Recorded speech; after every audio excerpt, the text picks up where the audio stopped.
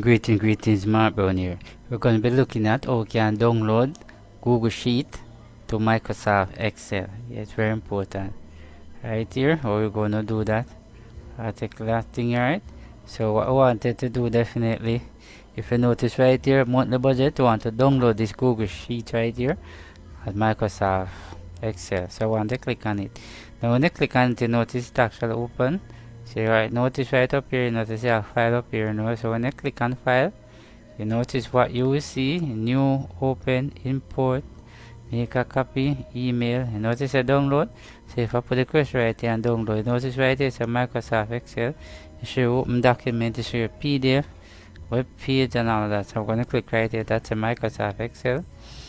When I click, you see it show up right up here. Definitely.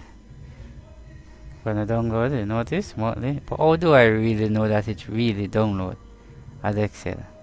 Alright, so the one thing that we have to do, since it's right here done, you just wanna click on it. Right here.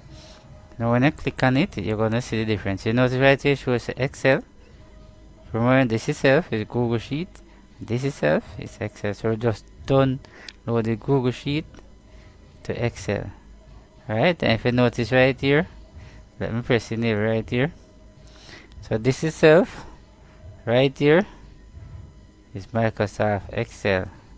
If you notice, click right here, just the same. So if you even create it in a Google Sheet, you can download it at Microsoft Excel. You can come right here and make all the changes just the same in Excel. So it's a similarity there is so far. Alright.